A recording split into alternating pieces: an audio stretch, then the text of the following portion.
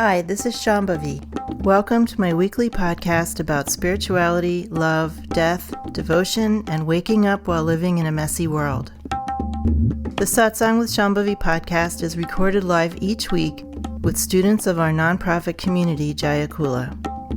For more information and to find out about attending a satsang, visit jayakula.org. Thanks for listening. Much love to you, wherever and however you are.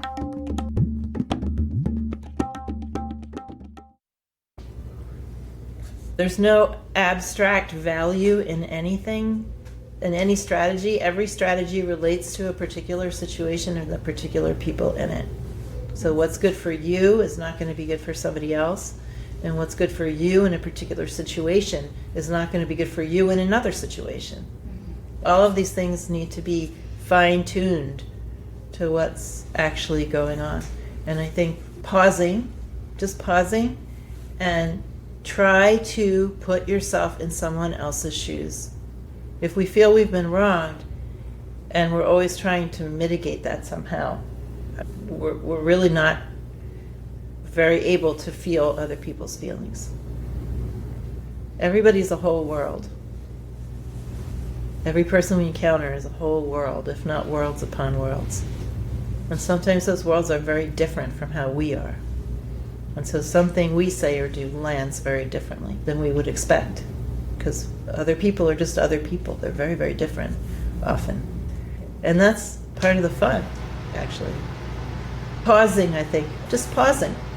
Trying to widen your circle of reflection. And everybody should do that. Everybody. Because everybody's anxieties, everybody's angers, everybody's sorrows creates sort of an ingrown situation.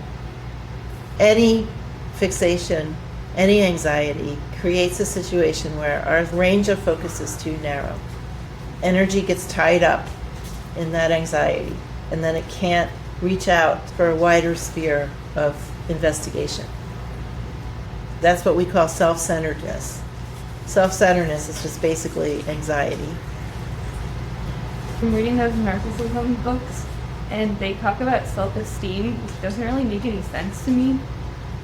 When people talk about self-esteem in those kind of books, they're talking about some list of things about yourself that's going to make you feel good about this incarnation, this little individual thing, yeah, right? Really.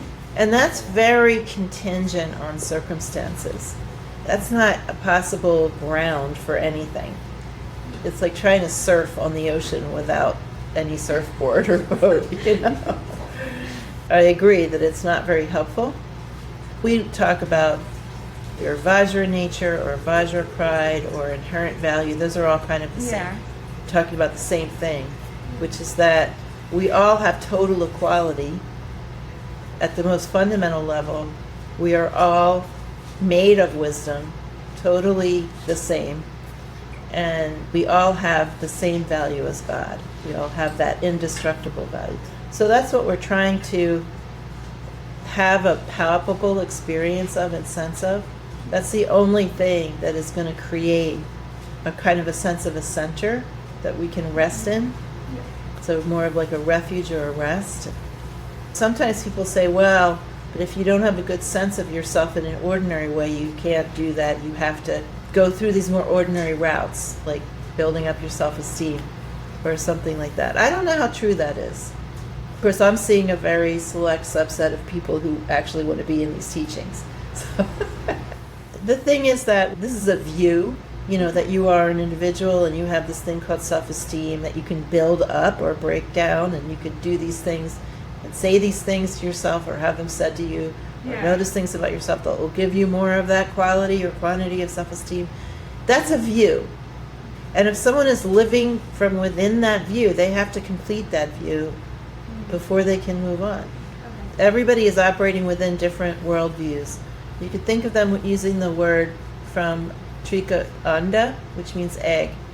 Basically, all of manifest life is considered to be a series of andas, overlapping or not. Everything, like a family is an anda, and a neighborhood, and a view, a religion of some certain sort, or people working together, or a zone of cultural production. Everything is an egg, meaning a generative zone of some sort. And sometimes these things overlap. So if we're in one generative zone that's telling us we have an individual psychology and it's made up of these parts and we have to fix it in this way and build up our self-esteem and do morning aphorisms and go to therapy, that's the anda that we're living in, and we have to sort of complete the work of that anda first before we can go on to some other anda. Right? So best to just let people be. Every zone like that, every view has value to somebody. Even if it doesn't have value to us, all of these different andas are made of the same wisdom as whatever ones you're participating in. They're not really better or worse. Something is more suited to somebody in a certain time and not at other times, but everything is wisdom working in different ways and expressing in different ways. Most people are going to go through a series of things in a life that when they get to the end of those things, they decide that it's not enough. It's very unusual in a life to get to a point where you discover what is enough. That doesn't happen to everybody or regularly. Most of the time, we're happy and excited about something and it's working, and then at the end we're disappointed. And that's what helps us to move to the other anda, right? To pack up our books.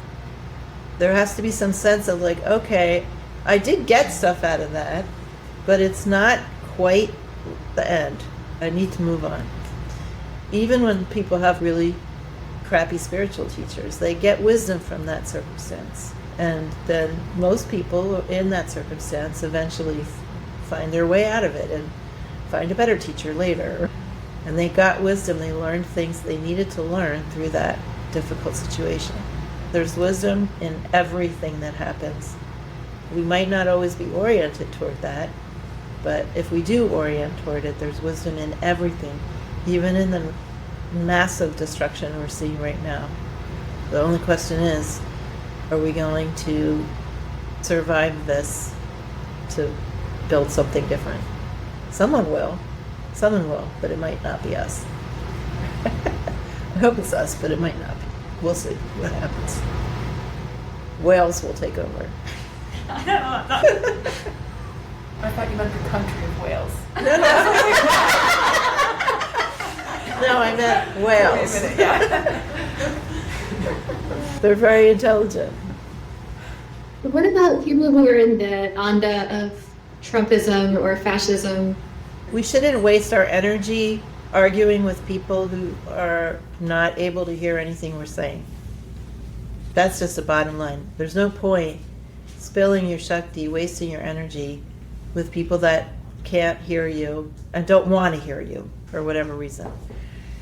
But there is value in using your energy to support what you feel is valuable. This is the great lesson of the Bhagavad Gita. You're going to participate. Even if you just sit on your couch and breathe for the next 10 years, have food delivered, that's still a form of participation. So the question is, how are you going to participate? And I feel the most fulfilling and enjoyable way to participate is to become as expressive as you possibly can of who you actually are in this life, and don't live to other people's expectations. Another way of saying that would be, find out what you want and do whatever the fuck you want. That to me is like how we should participate. You have to know what you want first, but don't live to other people's expectations. Don't lead someone else's life. Discover what you value, discover what you want to express. Doesn't have to be anything grand either. I'm not talking about the most important thing for you to express your genius. Okay, we're not all geniuses, and that is not even a thing. I just mean that we all are expressive creatures. The peanut gallery's laughing. We're all expressive creatures, and we all have things that we can express. And what makes you feel best to be expressing? Lead your own life, not somebody else's, is I think what we should do in any situation. Sometimes people get at me on social media lately because they don't think as a spiritual person I should be saying anything political or whatever. But I'm only doing it because I like doing it. I'm not doing it because I think it's the right thing to do. I'm doing it because I enjoy it. And that's what I want for everybody else too. I want you to know what you value, what you enjoy, what feels good to express, and to just do that thing or those things. I don't really want anything different for you than I want for myself. My question is like, my karmas are so strong that they just pull me back. I'm just very, very tired of it. And it just feels like it's just taking me a long time to unwind. I just want to share that. I'm just tired. Well, first of all, being tired of yourself, sick of yourself, and tired from your karmas is a very good place to be. It's not a pleasant place to be, but exhaustion is one way that we arrive at relaxation. And every single practitioner at different points in your life as a practitioner is just going to be so sick of themselves. Everybody gets to this point, just, I'm so sick of my shtick, right? And that's a time when some of it is going to fall away naturally, when you're just so sick of it all, including, especially sick of oneself. This happened to me innumerable times. So I think even though it's not comfortable, it's a good place to be. And then I would say that everybody that I meet, their sense of time is not, it's not sadhana time. Like our sense of time is capitalism. Our sense of timing comes from living in a capitalist society, a supremacist society, where productivity is everything, and being an acceptable person is everything. And there's many, many versions of that, right? Being an acceptable woman, being an acceptable person of color, being an acceptable worker, being an acceptable parent, being an acceptable partner, being an acceptable whatever, right? Looking acceptable. All these things we think are going to somehow earn us some spot that we're going to be able to finally relax in. And it's not going to ever be that way. The only way that we can earn that spot is by finding that space in our heart space and just relaxing there and letting ourselves be natural and spontaneous no matter what happens, no matter what anyone thinks, how it looks, what we accomplish or don't accomplish. That's the only way to have a good life. It's the only way to be happy, and it's the only way to finally let all of this bullshit go. And then when we're in that, we get all our energy back. We get our energy back for being who we actually are and being creative and being expressive and enjoying things. So I'm glad that you're feeling tired of yourself, and this will just happen over and over again. And in terms of it being too slow, it's only too slow because you're still trying to measure up. This is our disease. There's no time frame for how long it takes for enough karmas to dissolve that we feel more settled in ourselves and more natural. There's no time frame for that. There's no pro forma, there's no ladder, there's no benchmarks, there's no salary increases. We just don't know how long it's going to take. And you are sitting here in teachings, hearing someone talk about this. Do you know what that means? It means in this lifetime, you have an opportunity to be more aware of what's actually of value. I'm not saying that you didn't have it in other lifetimes. I'm just saying it just means this is a lifetime when you have an opportunity to recognize what's really of value and to get tools to embody that more in your life. And that's how I feel too. I feel like in this life, I've had teachers and teachings I've been given sadhanas and tools. I've been given opportunity. And really, there's nothing to complain about when that's the case. I mean, I still complain like heck, but anyway, how I feel is this is extraordinary. And I know that I spent lifetimes lost. We've all spent lifetimes lost. We've all spent lifetimes without teachings.